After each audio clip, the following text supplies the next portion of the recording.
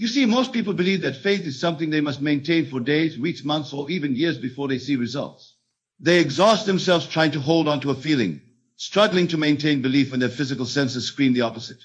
But I tell you tonight that this is not faith at all. This is effort, and effort is the very antithesis of faith. True faith requires no effort, because true faith is the natural confidence in that which already is.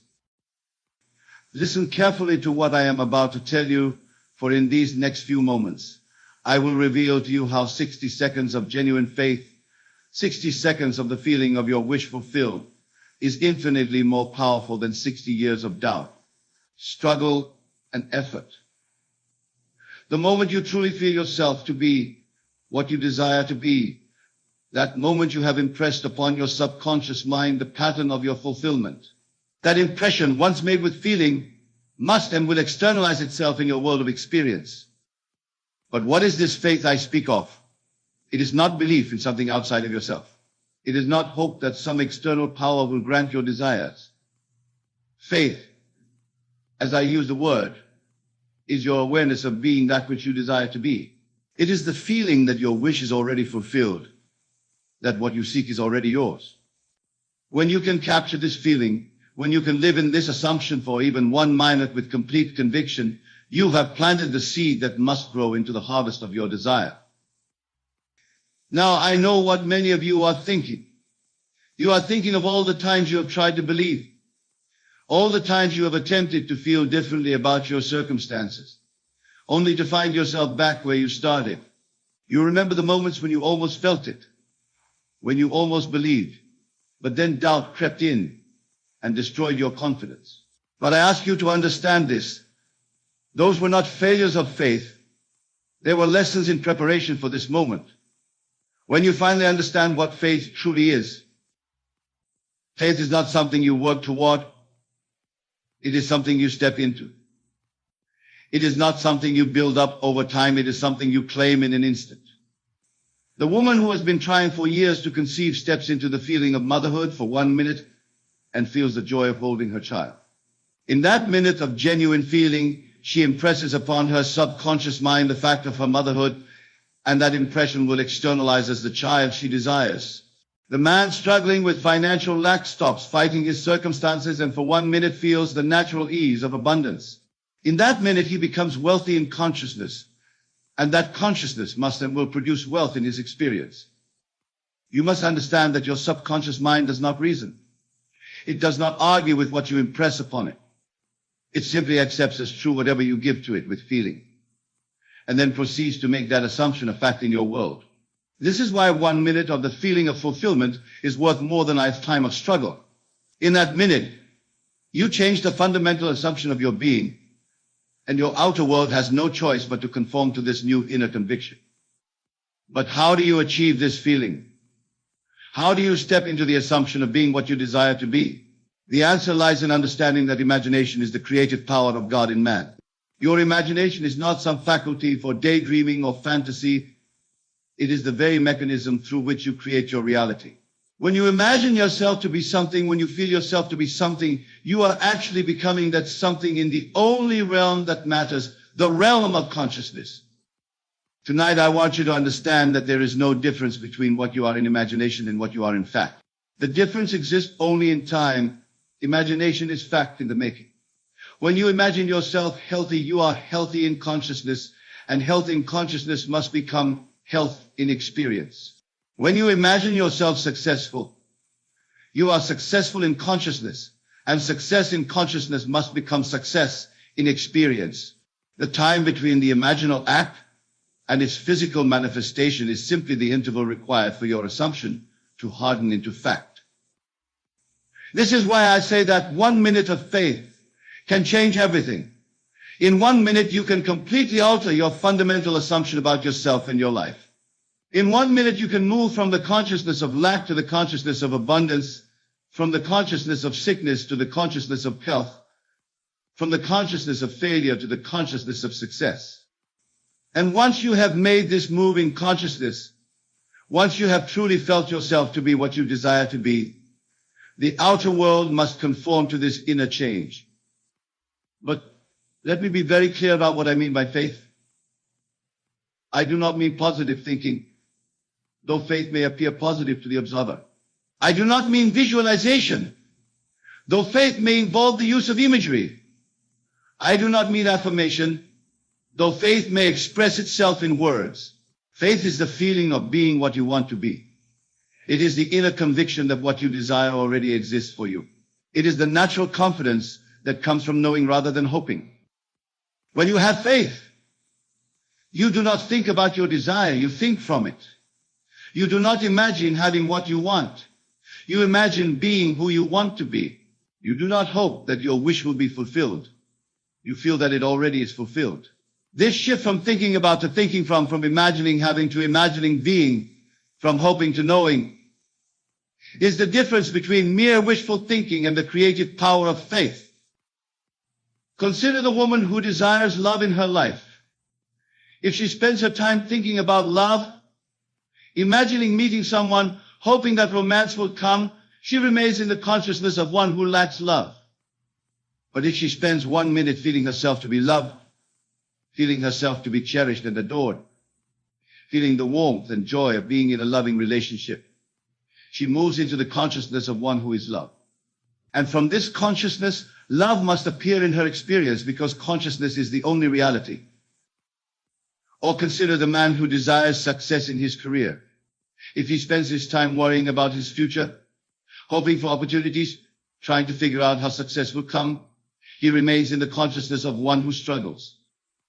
But if he spends 1 minute feeling himself to be successful, feeling the satisfaction and confidence of achievement, feeling the natural ease of one who has reached his goals, he moves into the consciousness of success.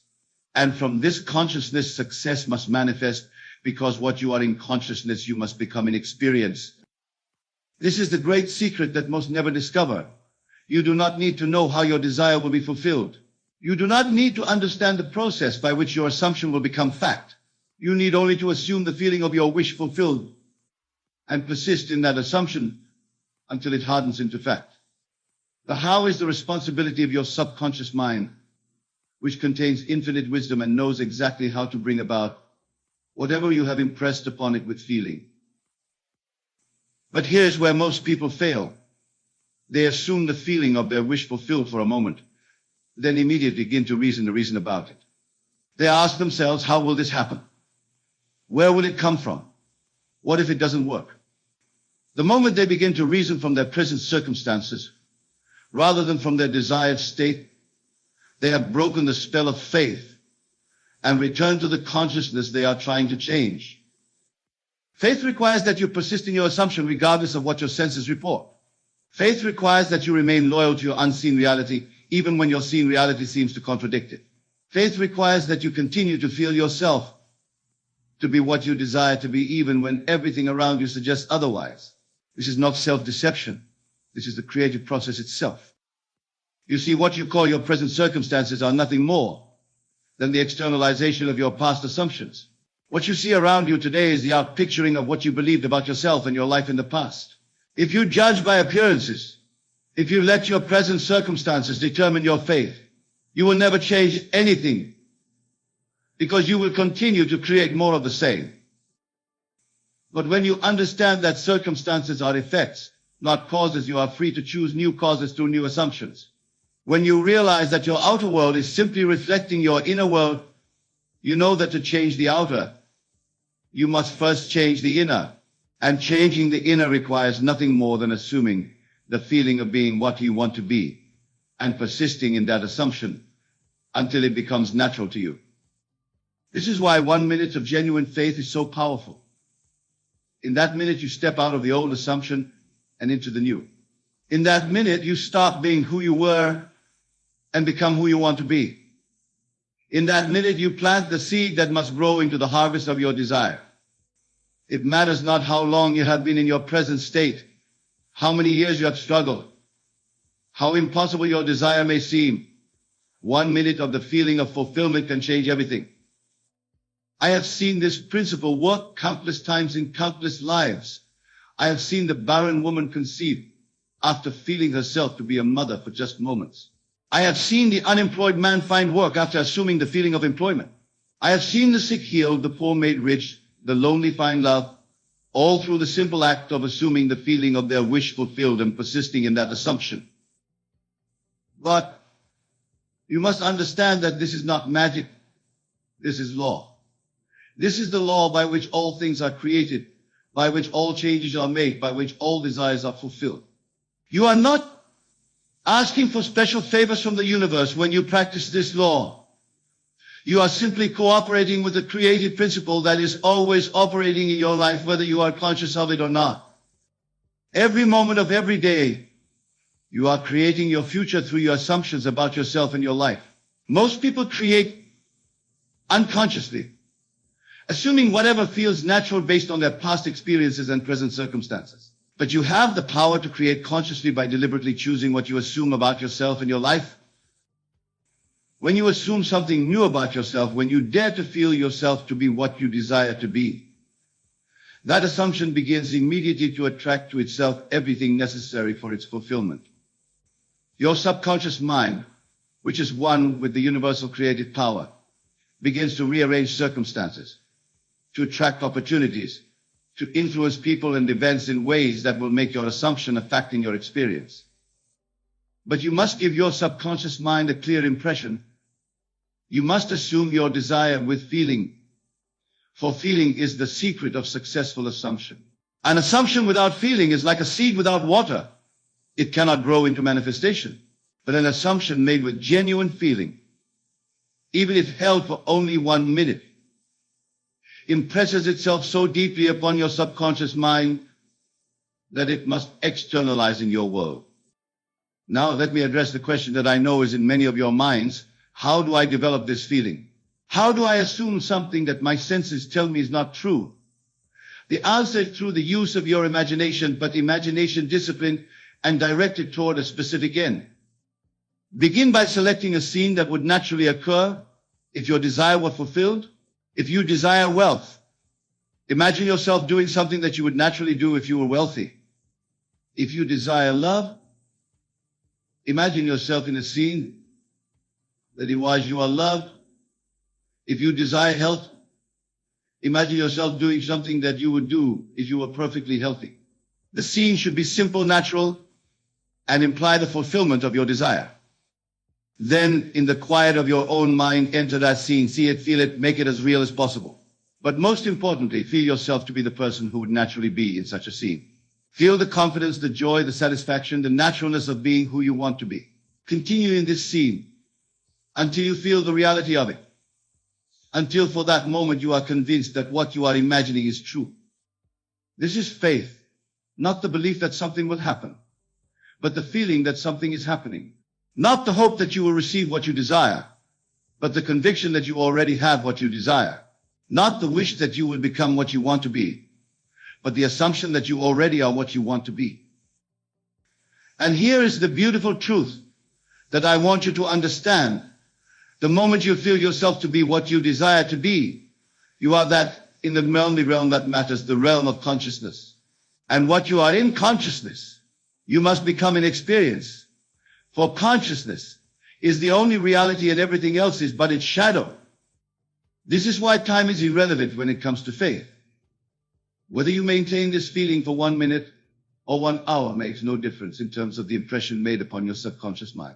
The impression is complete the moment you feel it completely.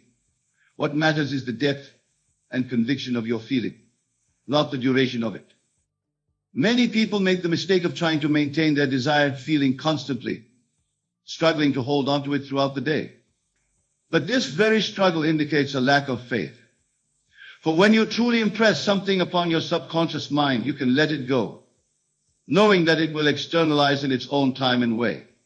You plant a seed in the ground and then leave it alone, trusting the natural process of growth. In the same way, you impress your desire upon your subconscious mind and then live naturally, trusting the creative process to bring it about.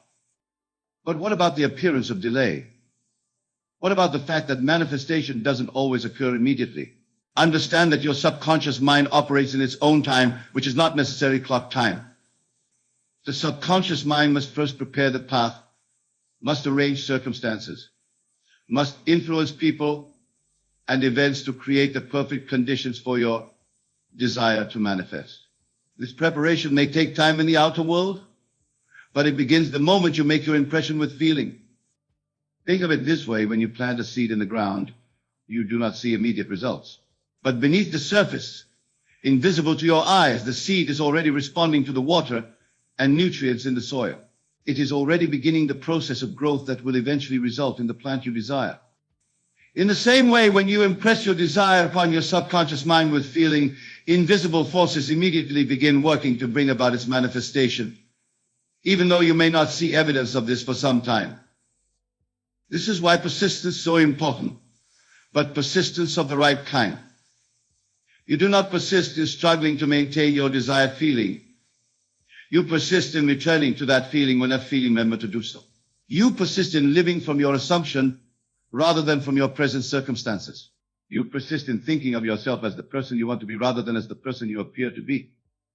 Every time you return to the feeling of your wish fulfilled, you reinforce the impression you have made upon your subconscious mind. Every time you think from your desired state rather than about it, you strengthen your new assumption.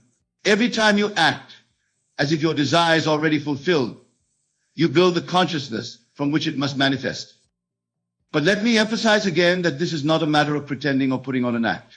When you truly assume the feeling of your wish fulfilled, you are not pretending to be something you are not. You are recognizing what you truly are. You are stepping into the reality of your fulfilled desire, which exists now in consciousness and must eventually express itself in experience. This is the great revelation that changes everything. What you seek is seeking you. What you desire already exists for you in consciousness, waiting only for your recognition and acceptance. You do not need to create your good. You need only to become aware of it. You do not need to attract your desires. You need only to assume that they are yours. When you understand this, faith becomes effortless. You no longer struggle to believe because you know. You no longer fight to maintain your desired feeling because you rest in the natural confidence of its reality. You no longer worry about how or when your desire will manifest because you are certain that it must manifest. This certainty is not based on evidence from your outer world. It is based on your understanding of the creative principle itself. You know that consciousness is the only reality, that what you are conscious of being you are, and that what you are must express itself in your world of experience. This knowledge gives you the faith to assume any desired state and persist in that assumption until it becomes fact. But faith also requires courage, the courage to assume something new about yourself when everything around you suggests otherwise. It takes courage to feel wealthy when your bank account says you are poor. It takes courage to feel healthy when your body seems sick. It takes courage to feel love when you appear to be alone. But this courage is justified because you are not ignoring reality. You are choosing which reality to focus upon. You see, there are infinite realities, infinite possibilities, infinite versions of yourself in your life. In one reality, you are exactly as you appear to be now. In another reality, you are everything you desire to be. Both realities exist now in consciousness. The question is not whether your desired reality exists. It does. The question is which reality you will choose to occupy with your feeling and attention. When you feel yourself to be what you desire to be, you move into the reality where that is true. When you assume the feeling of your wish fulfilled, you shift from the consciousness where your desire is absent to the consciousness where your desire is present. This shift in consciousness is the movement between realities, and this movement is always available to you, always possible, always effective. This is why I tell you that 1 minute of faith can change everything. In 1 minute, you can make the shift from any unwanted reality to any desired reality. In 1 minute, you can move from lack to abundance, from sickness to health, from loneliness to love, from failure to success. The movement is instantaneous because it is a movement in consciousness, and consciousness is not limited by time or space or any other physical constraint. But you must make the movement completely. You cannot stand with 1 foot in your old reality and 1 foot in your new reality. You cannot assume your desire partially or conditionally. You must fully occupy the consciousness of your fulfilled desire, must completely feel yourself to be what you want to be, must entirely give yourself to the assumption of your wish fulfilled. This complete surrender to your assumption is what I mean by faith. It is not belief mixed with doubt, hope mixed with fear, or confidence mixed with uncertainty. It is the wholehearted acceptance of your desired state as your present reality. It is the unreserved feeling of being what you want to be. It is the total conviction that what you have assumed is true. And when you achieve this state, even if only for 1 minute, you have done all that is necessary. You have impressed your desire so deeply upon your subconscious mind that it must externalize. You have shifted so completely into the consciousness of your fulfilled desire that you must experience its manifestation. You have planted the seed so perfectly in the fertile soil of your subconscious that it must grow into the harvest you seek. From that point forward, your only responsibility is to remain faithful to your assumption. Not faithful in the sense of struggling to maintain a feeling, but faithful in the sense of living from your new assumption rather than from your old one. When thoughts arise that contradict your assumption, gently return to the feeling of your wish fulfilled. When circumstances seem to deny your assumption, remember that circumstances are effects, not causes, and effects must change to match new causes. This is the patience of faith, not the patience of waiting for something to happen, but the patience of one who knows that what they have assumed must happen. It is the patience of the farmer who has planted his seed and now simply tends his field, knowing that harvest time will come. It is the patience of the mother who carries her child, knowing that birth is inevitable. With this understanding, you can approach any desire with confidence, no matter how impossible it may seem, no matter how long you have been without it, no matter what others may say about its likelihood. You know that 1 minute of the feeling of its fulfillment is enough to set the creative process in motion. You know that your assumption made with feeling must externalize as fact in your world. This is the promise I make to you tonight. If you will dare to assume the feeling of your wish fulfilled, if you will persist in that assumption until it feels natural, if you will remain faithful to your new concept of yourself, regardless of appearances, you will see that assumption become fact in your experience. Not because I say so, but because this is the law by which all things are created and by which all desires are fulfilled. You are the operant power in your world. You are the creative force in your experience. You are the one who determines what you will be and have and experience through your assumptions about yourself and your life. This is not a power you must develop. It is a power you already possess and are already using, consciously or unconsciously, every moment of your life. The only question is whether you will continue to use this power unconsciously, creating by default based on your past experiences and present circumstances, or whether you will begin to use it consciously, creating by design based on your desires and intentions. The choice is yours, and the power to make that choice is available to you right now, in this very moment. So I challenge you tonight, choose one desire, one wish, one dream that you want to see fulfilled in your life.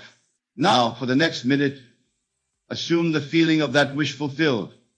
Feel yourself to be what you desire to be. Enter into the joy, the satisfaction, the naturalness of having what you want. Make it real in your imagination, but more than that, make it real in your feeling. Do not think about how it will happen, or when it will happen, or whether it will happen. Simply feel that it is happening, that it has happened, that in the realm of consciousness, it is already complete. Give yourself completely to this feeling for 1 full minute. And in that minute, plant the seed that must grow into the harvest of your desire. This is faith, the faith that moves mountains, the faith that makes all things possible, the faith that transforms dreams into realities. And this faith is not reserved for the special few. It is available to anyone who will dare to assume the feeling of their wish fulfilled and persist in that assumption until it becomes fact. You have within you right now everything you need to begin creating the life you desire. You have imagination to conceive it, feeling to impress it upon your subconscious mind, and faith to persist in your assumption until it manifests. What more could you possibly need? What else could you possibly want? The time for excuses is over. The time for doubt is over. The time for waiting is over. The power is yours, the method is simple, and the result is certain. All that remains is for you to use this power, to apply this method to claim your result. 1 minute of faith, my friends, 1 minute of the feeling of your wish fulfilled. 1 minute of complete assumption that what you desire is already yours. That is all it takes to begin the process that will transform your entire life. That is all it takes to move from where you are to where you want to be. That is all it takes to turn your dreams into your reality. Will you give yourself that minute? Will you dare to assume what you desire? Will you have the faith to feel yourself to be what you want to be? The choice is yours, the power is yours, and the moment is now. The greatest secret, the most profound truth about how God introduces you to your soulmate is this. God does not introduce you to your soulmate at all. For God is you. And you are already creating this divine in you and your imagination, whether you realize it or not. The true nature of God and your imagination. Let me begin by clarifying what I mean when I speak of God. I am not referring to some external deity sitting on a throne in the distant heavens, manipulating the circumstances of your life according to some mysterious plan. No. When I speak of God, I am referring to the divine presence that dwells within you, your own wonderful human imagination. Your imagination is God in action. In the beginning was the Word, and the Word was with God, and the Word was God. The Word here is not some abstract concept, but the internal conversation you carry on with yourself day after day. It is this inner conversation, this use of your divine imagination, that is creating every circumstance in your life, including the arrival of your soulmate. You see, most people have it entirely backward. They believe that God, some external force, will somehow orchestrate the perfect meeting with their ideal partner when the time is right. They wait and they pray and they hope, looking outward for signs, when all along the creative power lies within them. They are waiting for a God outside themselves to perform an act that only the God within them, their own wonderful human imagination, can perform. The LA and the promise. There are two aspects to this divine operation, what I call the law and the promise. The law is this: imagining creates reality. Whatever you assume to be true, whatever you feel to be real while in a state akin to sleep, that is, while your attention is focused exclusively on your inner world, must objectify itself in your outer world. This is not some metaphysical speculation, but a principle as reliable as gravity. It cannot fail. The promise is that you will awaken to the realization that you are God, the sole creator of your life experience. When it comes to your soulmate, both the law and the promise are at work. Through the law, you can manifest the specific relationship your heart desires. Through the promise, you will eventually realize that this outer relationship is but a reflection of an inner unit that has already taken place. The creative power of imagination. Now let us explore how this creative power, your imagination, actually works to bring your soulmate into your life. Most people think that what they observe in their world is the cause of what they feel. They believe that when they finally meet the right one, then they will feel loved, complete, fulfilled. But this is completely backward. Feeling is the secret. Feeling is not the result of having found your soulmate. Feeling is the cause that brings your soulmate to you. Let me repeat that. Feeling is not the effect, feeling is the cause. You must first generate within yourself the feeling that would naturally follow having already met and united with your soulmate. You must live from the end. What does it feel like to be in the perfect relationship? Is it a feeling of security, of passion, of being completely understood, of peaceful companionship? Whatever that feeling is for you, you must capture it and dwell in it, knowing that this feeling is the creative force that will rearrange the circumstances of your life to match it. But you might ask, Neville, how can I feel that which has not yet happened? And I would answer, your imagination is the bridge. Through the controlled use of your imagination, you can experience now what your senses deny.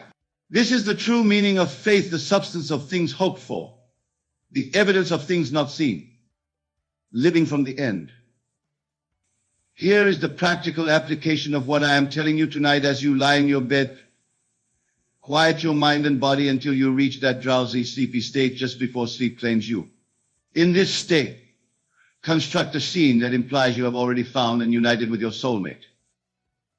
Perhaps you imagine lying beside them, feeling their presence, their warmth. Perhaps you imagine introducing them to a friend or family member, hearing yourself say, "I'd like you to meet my husband, wife." Perhaps you imagine celebrating an anniversary, looking back on years of joy spent together. Whatever scene you choose, it must imply that the relationship is already a fact. And as you construct this scene, involve all your senses. Feel the warmth of their embrace, hear their voice, smell their scent, see their smile. Make it as real as possible in your imagination. And most importantly, capture and intensify the feeling that this scene evokes within you. Then, as you drift off to sleep, carry this feeling with you.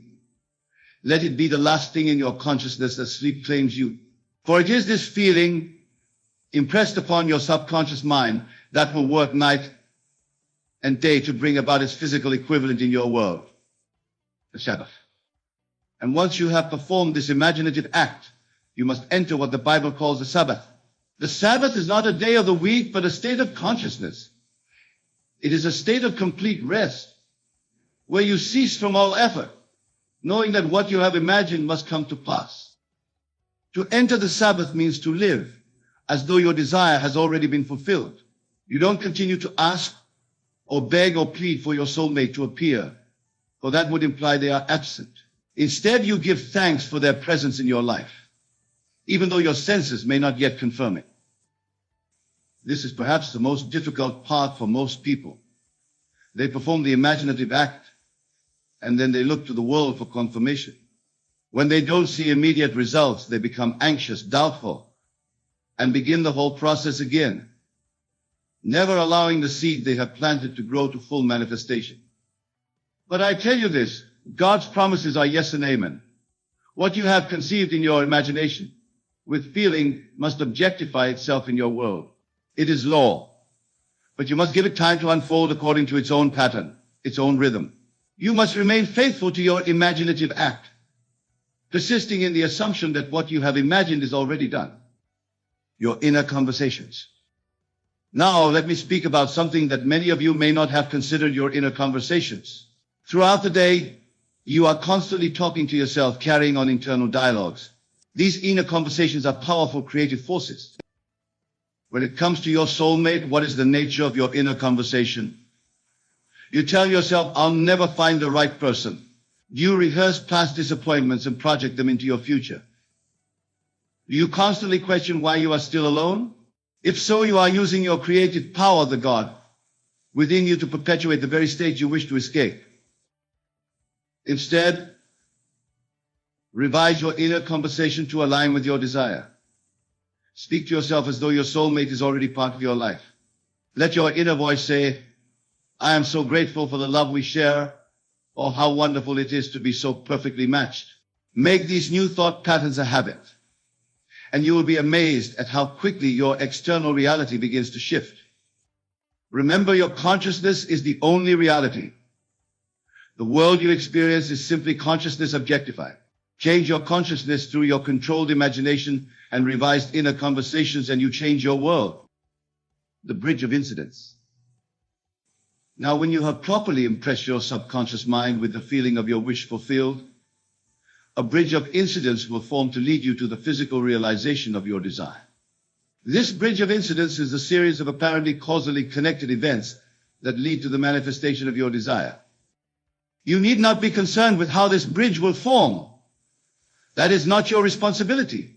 Your responsibility is only to remain faithful to the feeling of the wish fulfilled. The infinite intelligence within you, which is God, knows how to bring about the perfect circumstances to unite you with your soulmate. It may not happen in the way you expect. In fact, it rarely does. You may meet this person in the most unlikely place, under the most unusual circumstances. What appears to be a chance encounter will be revealed in retrospect as part of an intricate and perfect plan that was set in motion the moment you impressed your subconscious mind with the feeling of your wish fulfilled. This is how God, your own wonderful human imagination, introduces you to your soulmate. Not through external manipulation of events, but through the internal manipulation of consciousness, which then objectifies itself as the perfect series of events leading to your divine union.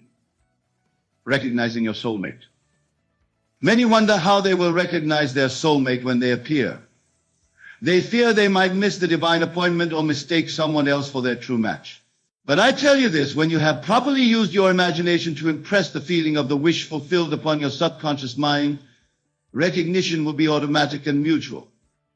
For what you are really doing through this process is not so much attracting a specific person as you are attracting a specific state of consciousness. As you dwell in the feeling of having already found your perfect match, you are vibrating at the frequency of that fulfilled relationship. And only someone who is vibrating at that same frequency can come into your experience as a permanent fixture. This is why false relationships so often fail. When we try to make someone fit our idea of the perfect partner without having first established within ourselves the consciousness of the perfect relationship, we are working against the law, not with it. Your soulmate is not so much a specific individual as they are the perfect embodiment of the state of consciousness you have established within yourself. Change your consciousness, and you change who can appear in your world as a match. The naturalness of the process. I want to emphasize the naturalness of this process. When you have successfully impressed your subconscious mind with the feeling of your wish fulfilled, the manifestation of your soulmate will unfold in the most natural way imaginable. There will be no strain, no struggle. It will not feel like a miracle, though in retrospect, you may marvel at the perfect orchestration of events that brought you together. This is because the outer world is a mirror reflecting back to you your own consciousness. When your consciousness is filled with the feeling of having already found your soulmate, the mirror must reflect that back to you in the form of an actual relationship. It cannot do otherwise, for that is the law. So do not look for signs or omens or synchronicities. Do not try to force meetings or manipulate circumstances. Simply dwell in the consciousness of the wish fulfilled and let the law do its perfect work.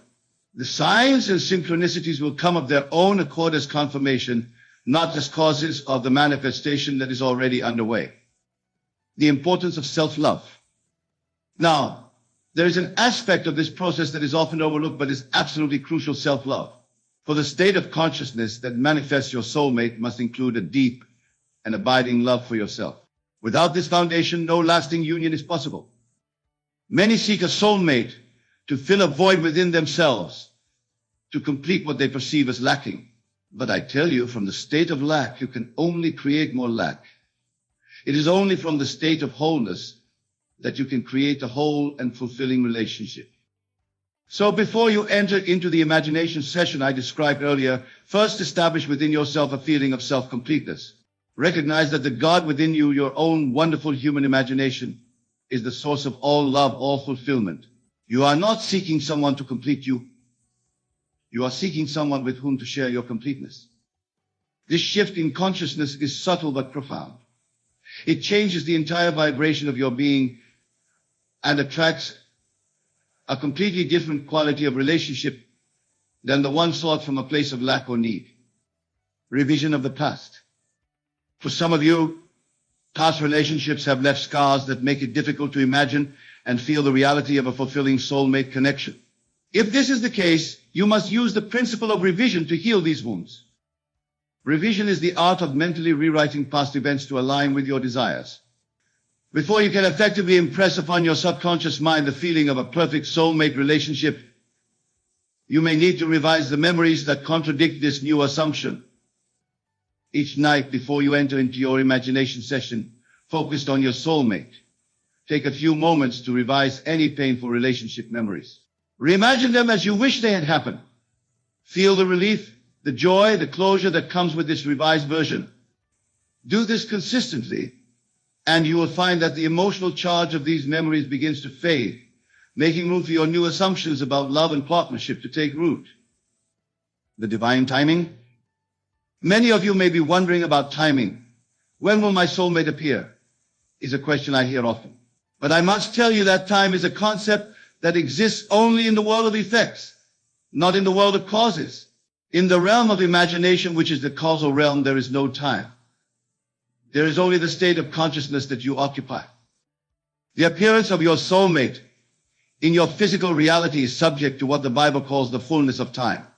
This means that the manifestation will occur when all the necessary components have aligned, when your consciousness is stable in the assumption of the wish fulfilled, when the bridge of incidents has been properly constructed, and when both you and your soulmate are vibrating at frequencies that allow for the divine union. This is not to say that manifestation must take a long time. I have witnessed cases where soulmates have appeared within days of a successful imaginative act. I have also seen cases where the manifestation took months or even years. The variable is not God's willingness to grant your desire for God.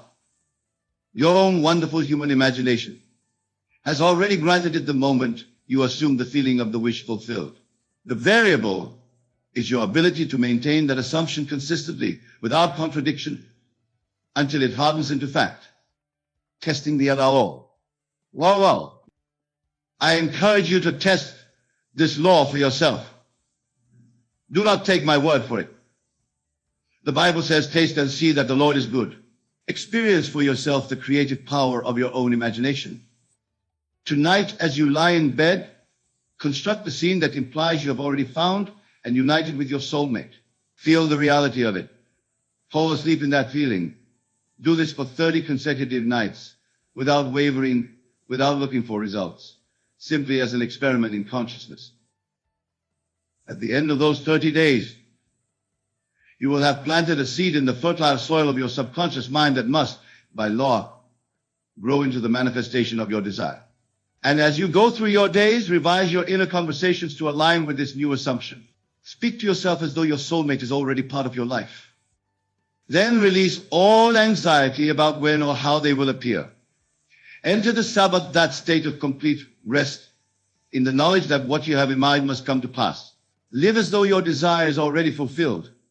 For in the realm of imagination, which is the only reality it is, the transformation of consciousness. What I am describing to you is not just a technique for manifesting a soulmate. It is a complete transformation of consciousness. As you apply these principles to this specific desire, you will find that your entire life begins to transform. For you cannot dwell in the consciousness of being loved, cherished, and perfectly matched without that consciousness spilling over into all areas of your life. Your relationships with family and friends will improve. Your work will become more fulfilling. Your health may even show signs of improvement. This is because you are aligning with the truth of your being that you are God, expressing as the specific individual you perceive yourself to be. This transformation of consciousness is the real miracle, far more significant than the appearance of any specific person in your life. For when you realize that you are the operant power in your world, that your imagination creates reality, you are free from victim consciousness forever. You no longer see yourself as subject to external forces, waiting for fate or chance to bring you what you desire. You recognize yourself as the author of your experience, the creator of your destiny. And from this elevated state of consciousness, your soulmate appears not as someone who will save you or complete you, but as the perfect reflection of the divine love you have awakened within yourself. This is the true divine union, not the union of two incomplete halves, but the union of two whole beings who recognize in each other the God that they themselves are. The persistence of faith. I must speak now about the importance of persistence, for many of you will begin this practice with great enthusiasm, only to abandon it when results do not immediately appear. This is the pattern I have observed in countless students over the years. They start with conviction but lack the persistence to see their desires through to manifestation. Faith is not a momentary surge of belief. It is the persistent occupation of the desired state. It is the unwavering confidence that what you have imagined and felt as real in your imagination must objectify itself in your physical reality. This kind of faith is rare, but it is the key to successful manifestation. When doubts arise, and they will arise, do not fight them or deny them. Simply observe them, and then gently return to the feeling of the wish fulfilled. Each time you successfully return to that feeling despite contrary evidence, You strengthen the impression on your subconscious mind, bringing the manifestation closer. Remember the story of the fig tree in the Bible. Jesus cursed it, and it appeared unchanged. But he did not doubt his word. He continued on his way, confident that what he had decreed must come to pass. And when they passed by the fig tree again, it had withered from the roots. This is the model of perfect faith, speaking the word and then proceeding in the absolute confidence that it will manifest regardless of appearances. The role of gratitude. As you walk this path toward the manifestation of your soulmate, let gratitude be your constant companion. Gratitude is the highest vibration, the most magnetic attitude of mind. When you are grateful for your soulmate before they physically appear, you are functioning at the highest spiritual level. Each night as you perform your imaginative scene, concluded with deep and sincere gratitude. Thank God, your own wonderful human imagination, for having already granted your desire. Feel the gratitude that naturally accompanies the receipt of something precious and long desired.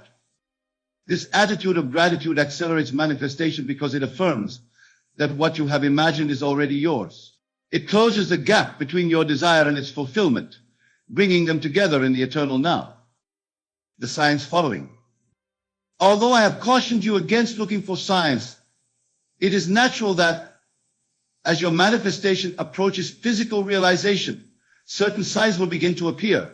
You may find yourself randomly thinking about love and relationships more often. You may notice happy couples everywhere you go. You may even have dreams of your soulmate before you meet them physically. These signs are not the cause of your manifestation, but the effects of your changed consciousness. They are confirmations that the bridge of incidents is under construction. Welcome them, but do not become attached to them. They are signposts along the way, not the destination itself. And when your soulmate does appear in your life, it will seem so natural, so perfect, that you may temporarily forget the imaginative work you did to bring them to you. This too is part of the process. For the law works best when it seems not to be working at all, when manifestation appears to be the result of natural causes rather than spiritual law. But in quiet moments of reflection, you will recognize the truth that this divine union was orchestrated not by some external deity, but by the God within you, your own wonderful human imagination. And in this recognition lies a power and a freedom beyond anything you have previously known. The perfection of the Allah. I want to address a concern that many have expressed to me over the years. They worry that if they use their imagination to manifest a specific type of person as their soulmate, they might somehow interfere with free will or divine order. But this concern is based on a misunderstanding of the law. The law of assumption does not override anyone's free will. It simply draws to you the people and circumstances that align with your state of consciousness. Your soulmate is drawn to you by the same law that draws you to them. Their appearance in your life is as much their manifestation as it is yours. This is the perfect operation of divine law. You are not forcing anyone to be with you against their will. You are simply aligning yourself with the state of consciousness in which your soulmate is already present. And from that state, the law works to bring together those who are vibrating at compatible frequencies. So release all concerns about interfering with the natural order. There is no order more natural than that established by your own divine imagination. Trust in the perfection of the law and allow it to work its wonders in your life. The evolution of the relationship. Now, once your soulmate has appeared in your life, the work of imagination does not cease. For relationships are dynamic, evolving entities. The same law that brings you together will keep you in harmony and deepen your connection as you continue to use your imagination constructively. If challenges arise, as they do in even the most divinely orchestrated unions, return to your imagination. Construct scenes that imply the resolution of these challenges. Feel the relief, the renewed harmony and understanding. Fall asleep in this feeling and watch as your relationship transforms to match your imagined state. This ongoing use of imagination is the secret to a relationship that continues to grow and thrive through the years. For the law never ceases to operate. What you continue to imagine and feel as real will continue to objectify itself in your experience. The ultimate revelation. And now I come to the ultimate revelation about how God introduces you to your soulmate. The greatest secret is this: your soulmate is not outside you, but within you. The relationship you seek in the external world is but a reflection of a union that must first be consummated within your own being. In the deepest spiritual sense, your soulmate is your own divine nature seeking expression through relationship. The love you seek is your own love, reflected back to you through another. The companionship you desire is communion with the God within you, made tangible in the form of another person. When you fully realize this truth, you understand that the purpose of the soulmate relationship is not merely personal happiness, but spiritual awakening. Through the mirror of relationship, you come to know yourself as God, the creator of your reality. This is the ultimate purpose of all manifestation, all desire. So as you lie in bed tonight, constructing your scene that implies you have already found and united with your soulmate, know that you are doing far more than manifesting a relationship. You are participating in the greatest spiritual adventure possible, the discovery of your true divine nature through the perfect deflection of love. Conclusion: the promise fulfilled. I have shared with you tonight the law by which God, your own wonderful human imagination, introduces you to your soulmate. I have given you the practical steps to apply this law in your life. But beyond the law lies the promise that you will awaken to the realization that you are God, expressing as the specific individual you perceive yourself to be. This awakening is the true purpose of all desire, all manifestation. Your desire for a soulmate is not merely a human longing for companionship. It is the divine within you seeking to know itself through relationship. As you use your imagination to manifest your soulmate, you are participating in this greater spiritual purpose. And when you look into the eyes of your beloved and recognize there the God that you yourself are, the circle is complete. The promise is fulfilled. You have not only found your soulmate, you have found yourself. You have experienced the truth of the ancient teaching, I am my beloved's, and my beloved is mine. This is the ultimate revelation about how God introduces you to your soulmate. God does not introduce you to someone outside yourself. God, your own wonderful human imagination, reveals to you the love that you are through the perfect mirror of relationship. Tonight, as you retire to your bed, remember that you are engaging in the most divine activity possible, the activity of creation. Through your imagination, you are bringing into being not just a relationship, but a new state of consciousness, a new understanding of who and what you truly are. Feel the reality of soulmate's presence. Fall asleep in that feeling, and know with absolute certainty that what you have felt as real in imagination must objectify itself in your world, for that is the law, and the law must fulfill itself. The God in you, your own wonderful human imagination, is introducing you to your soulmate right now. As you sit in this room, absorbing these words, the introduction is taking place not in the physical world, but in the world of imagination, which is the only reality. The physical manifestation must follow, for that is the nature of creation. Trust in the law, rest in the promise, and watch and wonder as the miracle of divine union unfolds in your life, revealing to you not only the perfect partner, but the perfect self, the God that you truly are. Let me make one thing abundantly clear at the outset of our discussion.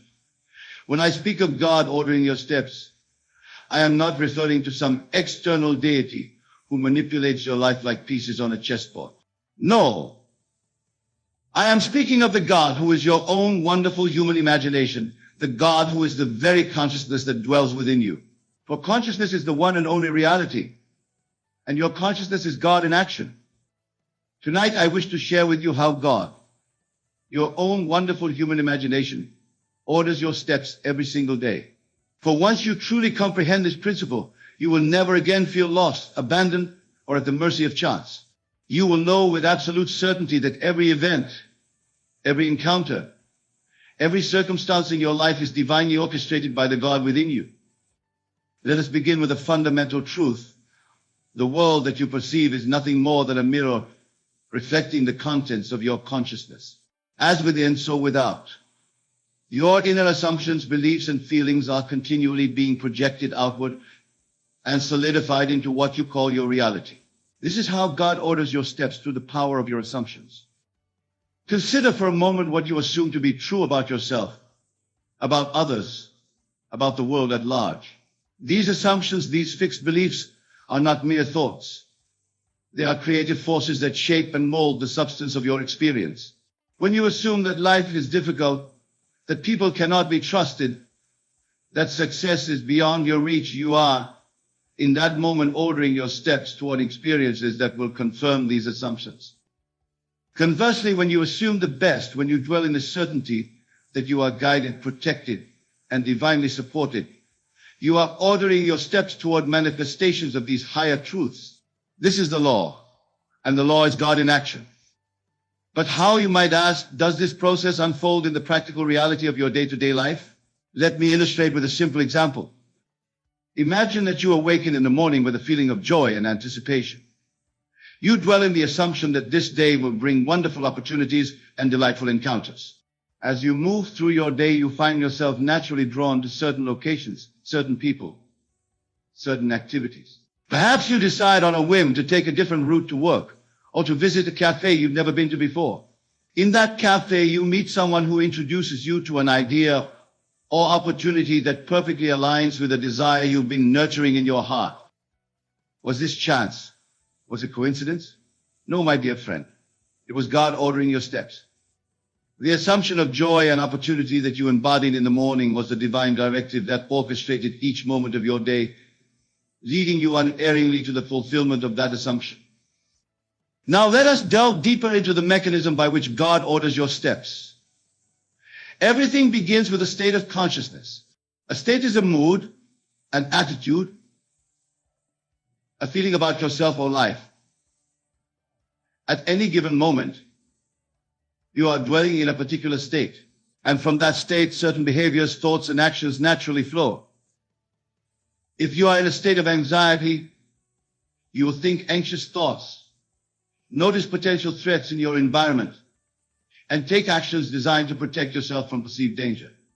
If you are in a state of confidence, you will think empowering thoughts, notice opportunities in your environment, and take bold actions aligned with your desires. The key to allowing God to order your steps in a way that leads to the fulfillment of your desires is to consciously choose the state from which you operate. This choice is made not through intellectual decision-making, but through the feeling, the emotion, the conviction that the desired state is already yours. In my own experience, I have witnessed this principle in action countless times. I recall a period in my life when I desired to share these teachings with a wider audience.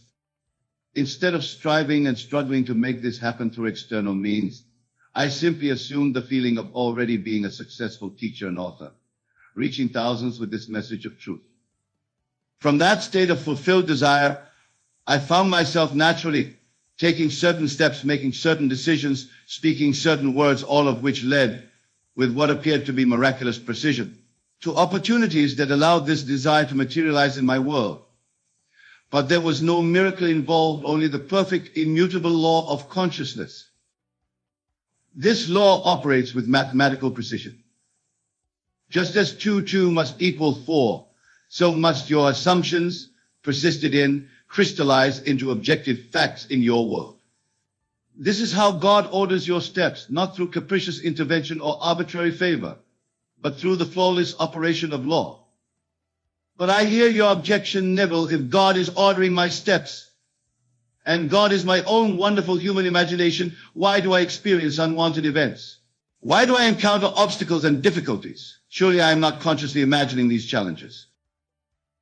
The answer lies in what I call your mental diet, the sum total of the thoughts, beliefs, and assumptions that you have accepted as true over the course of your life.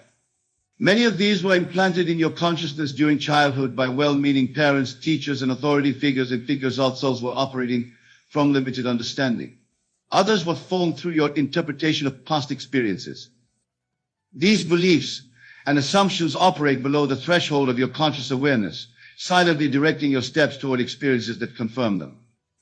This is why self-examination is so crucial.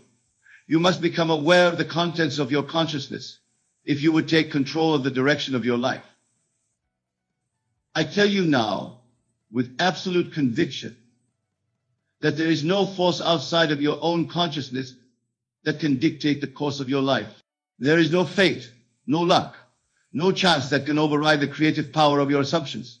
God, your own wonderful human imagination, orders your steps in perfect accordance with what you accept as true. Let me share with you a principle that has transformed countless lives, the principle of revision. Revision is the art of mentally rewriting past events to align with your desires. If you have experienced something unwanted, you can, in your imagination, revise that event to unfold as you would have preferred. In doing so, you alter not only your memory of the past, but also the trajectory of your future. Why does revision work? Because time as we experience it in this three-dimensional world is an illusion. There is only the eternal now, the present moment in which all possibilities exist simultaneously. When you revise the past in your imagination, you are not pretending or fantasizing, you are actually selecting a different reality from the infinite array of possible realities that exist within your consciousness. Through revision, you cleanse your mental diet of toxic assumptions and beliefs that have been ordering your steps toward unwanted experiences. You replace these with empowering assumptions that will, with the same precision, order your steps toward desired experiences. But perhaps the most profound aspect of God ordering your steps is this: the ultimate purpose behind every event, every encounter, every circumstance in your life is to awaken you to your true identity as God. Everything that happens to you, whether you label it as good or bad, is designed to lead you to this supreme realization. This is why I urge you not to judge the events of your life by appearances. The encounter that seems most challenging may be the very catalyst needed to propel you toward a greater understanding of your divine nature. The disappointment that feels most bitter may be the precise experience required to dissolve a limiting belief that has been holding you captive. God orders your steps not for your comfort, but for your awakening. And in that awakening lies a joy and a freedom that transcends all worldly pleasure and success. Consider the story of Joseph in the Bible. Sold into slavery by his brothers, imprisoned unjustly, forgotten by those he helped from all outward appearances. Joseph's steps were being ordered towards suffering. Yet each of these seemingly tragic events was positioning him precisely where he needed to be to fulfill his ultimate purpose and realize his divine identity. When Joseph finally revealed himself to his brothers, he spoke these profound words: "But as for you, ye thought evil against me, but God meant it unto good." Joseph recognized that despite the appearances of evil, God was ordering his steps toward a greater good that could not have been accomplished through any other sequence of events. In your own life, can you look back at events that seemed tragic or painful at the time they occurred, only to discover later that they were essential steps leading you toward a greater good? This is the wisdom of hindsight. But I tell you that you need not wait for the passage of time to gain this perspective. You can know right now that regardless of appearances, God is ordering your steps toward your highest good, your complete awakening. But how do you align yourself with this divine orchestration? How do you consciously participate in the ordering of your steps? The answer is both simple and profound. You must live from the end. To live from the end means to assume the feeling of your wish fulfilled, to dwell in the absolute certainty that what you desire is already yours, not as a future possibility, but as a present fact. When you live from the end, you are not trying to make something happen. You are acknowledging what already is in the realm of consciousness, which is the only reality. This principle is beautifully illustrated in Scripture. Therefore I say unto you, what things soever ye desire, when ye pray, believe that ye receive them, and ye shall have them. To believe that you receive before you see external evidence is the essence of living from the end. It is the recognition that in consciousness, in imagination, in the only reality that truly exists, your desire is already fulfilled. When you live from the end, God orders your steps with flawless precision toward the manifestation of that end in your three-dimensional experience. You need not concern yourself with the how or the when. Your only responsibility is to remain faithful to the assumption that your desire is already yours. This fidelity to your assumption is what Scripture calls faith. Faith is not hoping or wishing. It is the conviction of the reality of things not yet seen with the physical eye. It is knowing that what is true in consciousness must by law materialize in experience. I recall a lady who attended my lectures in New York. She desired a specific apartment in a building that had no vacancies. Instead of focusing on the apparent impossibility of her desire, she began to live from the end. Each night before sleep, she would imagine falling asleep in that very apartment, feeling the satisfaction of already living there. She persisted in this assumption for several weeks, never wavering despite the fact that there was no external evidence to support her claim. Then, through a series of events that no human intellect could have planned or predicted, the exact apartment she desired became available, and she was offered the lease. Was this coincidence? No, it was God ordering her steps in perfect alignment with her persistent assumption. The feeling of living in that apartment, which she faithfully maintained in her imagination, was the divine directive that orchestrated every event leading to its physical manifestation. This lady did not have to manipulate circumstances or persuade people. She did not have to plot and plan and struggle. She simply had to assume the feeling of her wish fulfilled, and from that state of fulfillment, God ordered her steps unerringly toward the objective embodiment of her desire. Now, let me address a question that often arises: if God is ordering my steps, and God is my own wonderful human imagination, do I have free will? Am I truly making choices, or is everything predetermined? The answer is both profound and paradoxical. You have absolute freedom to choose the state of consciousness from which you operate. This is your divine right, your divine gift, and no person or circumstance can deprive you of it. However, once you have chosen a state, the thoughts, feelings, actions, and experiences that flow from that state are determined by the nature of the state itself. If you choose a state of wealth consciousness, you will naturally think, feel, and act in ways consistent with that state, and your experiences will reflect this consciousness back to you. If you choose a state of poverty consciousness, your thoughts, feelings, actions, and experiences will likewise align with that choice. This is the true meaning of free will. It is not the freedom to control external events or to manipulate the behavior of others. It is the freedom to choose the state of consciousness from which you observe and interact with the world. And this choice is absolutely determinative of your experience. So you see, God's ordering of your steps is not a limitation of your freedom, but the very mechanism through which your freedom expresses itself. By choosing your state of consciousness, you are essentially instructing God, your own wonderful human imagination, how to order your steps.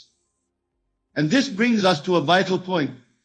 The ordering of your steps is not a process that unfolds only occasionally or in response to specific prayers or intentions. It is happening continuously in every moment of your existence, whether you are conscious of it or not. Your assumptions are constantly being projected outward and returning to you as the experiences of your life.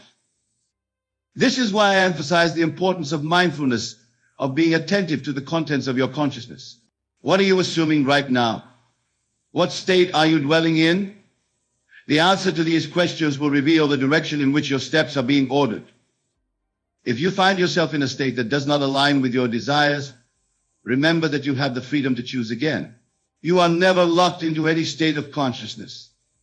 At any moment, you can shift your assumption and thereby alter the course of your life. But how does one make this shift? It is not through force of will or through positive thinking as it is commonly understood. It is through the art of feeling, of experiencing in imagination the reality of the desired state.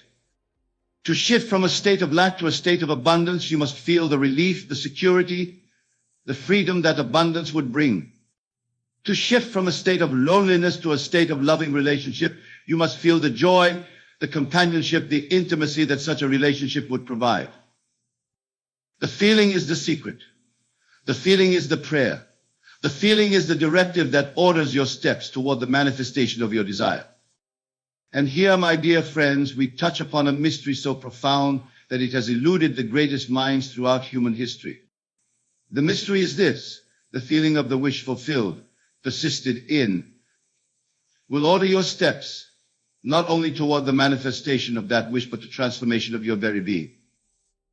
For the ultimate purpose of existence is not the accumulation of possessions or experiences, as wonderful as these may be. It is the realization of your divine identity, the awakening to the truth that you are God expressing himself as a unique human personality. This awakening is what Scripture calls the birth from above. It is the moment when you no longer believe in God as an external entity, but know yourself to be God in human form. And every event in your life, every step that has been ordered by your assumptions, has been leading you toward this supreme realization. I tell you truly, once you have awakened to your divine identity, you will look back on your life and see that every event, every encounter, every circumstance, whether you labeled it as fortunate or unfortunate, at the time was time for divine orchestration leading you to this awakening. You will see that there were no mistakes, no wrong turns, no wasted experiences. All was perfectly ordered according to the law of consciousness, the law that is God in action. And in that recognition, you will feel a gratitude so profound that it transforms your understanding of the entire human journey. Let me illustrate this with a personal experience. Many years ago, I found myself in a situation that, by all external measures, appeared to be a devastating setback. I had invested considerable time and resources in a venture that failed completely, leaving me in a state of financial uncertainty. In that moment, I had a choice. I could assume that I was a victim of circumstance, that life was unfair, that my steps were being ordered toward hardship and lack. Or I could assume that this apparent setback was actually a divine redirection, ordering my steps toward a greater purpose that I could not yet perceive with my physical senses. I chose the latter assumption, not as a form of positive thinking or wishful optimism, but as a recognition of the law of consciousness that I knew to be true. I lived from the end of having already transcended this temporary challenge and having been led to a greater expression of my purpose.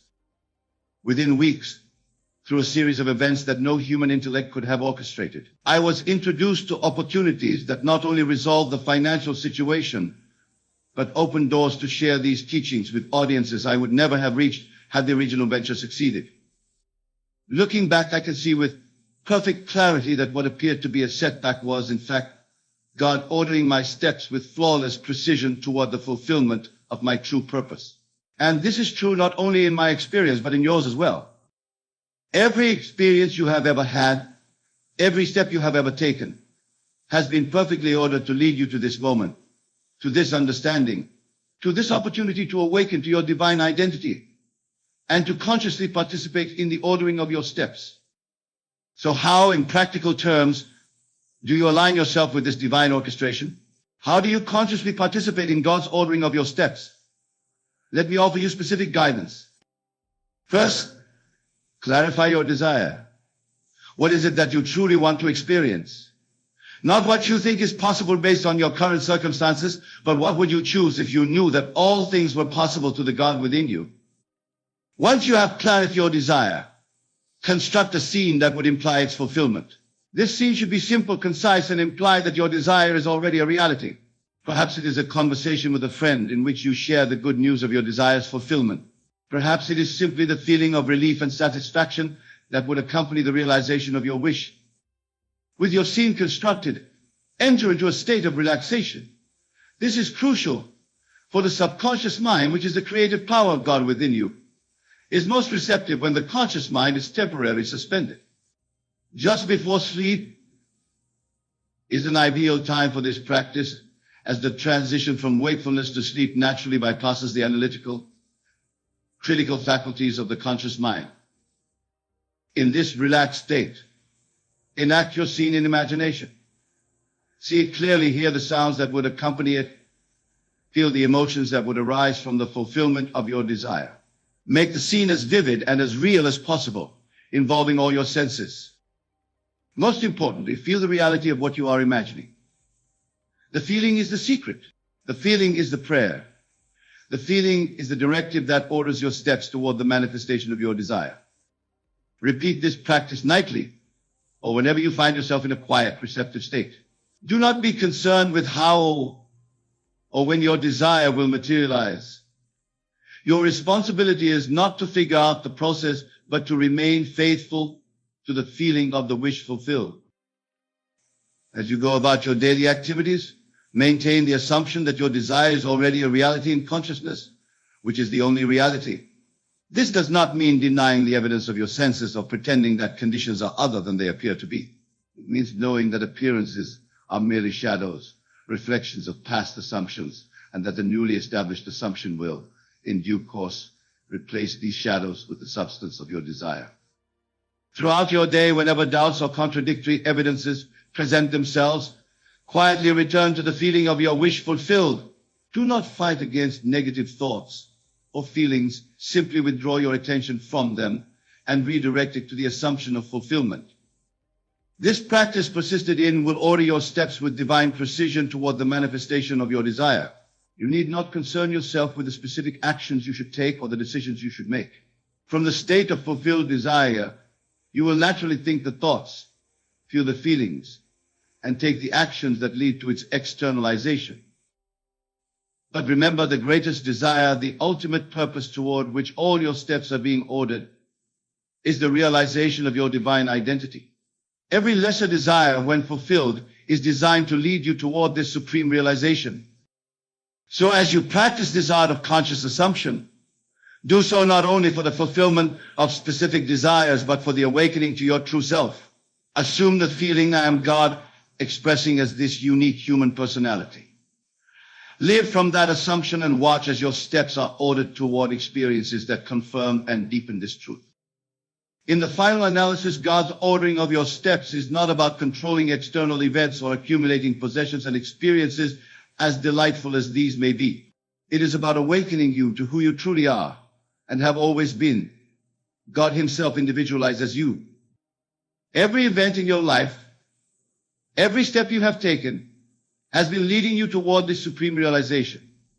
And once you have awakened to this truth, you will look back on your journey with profound gratitude, recognizing that all was perfectly ordered according to the divine pattern woven into the very fabric of your being. My dear friends, as we bring this discussion to a close, I want to leave you with a thought so powerful, so transformative, that if you truly embrace it, your life will never be the same. The God who is ordering your steps is not separate from you, is not external to you, is not other than you. The God who is ordering your steps is the very consciousness in which you live and move and have your being. You are that God expressing Himself as this unique human personality, this specific pattern of thinking and feeling and perceiving. And the more fully you embrace this truth, the more consciously you can participate in the ordering of your steps. So I say to you now, with all the conviction of my being, assume a divinity. Live from the certainty that you are God expressing in human form. Feel the peace, the power, the limitless potential that this realization brings. And from that state of divine self-awareness, watch as your steps are ordered with flawless precision toward experiences that reflect and confirm your true identity. Remember, the feeling is the secret. The feeling of being God in human form, of being the divine consciousness that orders all things according to its nature, is the most powerful assumption you can make. Live from that feeling, and you will witness a transformation in your life so profound that you will pound in all the perfection with which your steps have been and are being ordered. I thank you for your attention, for your openness to these truths, and for your willingness to test them in the laboratory of your own experience. For that is where all truth must ultimately be verified, not in the realm of theory or belief, but in the lived reality of your daily life. Go now in the awareness of your divine identity and watch as God orders your steps toward the fulfillment of your desires and the realization of your true self. For I tell you truly, as you assume your divinity, as you live from the certainty that you are God expressing in human form, your steps will be ordered with such divine precision that you will look back on this moment as the beginning of a new and glorious chapter in your eternal existence. In the words of Scripture, the steps of a good man are ordered by the Lord, and He delighteth in His way. Go forth now in the knowledge that you are that Lord, ordering your own steps through the power of your divine imagination. And in that knowledge, in that assumption, In that feeling lies the freedom and the power to create the life you desire to live. Thank you, and good night.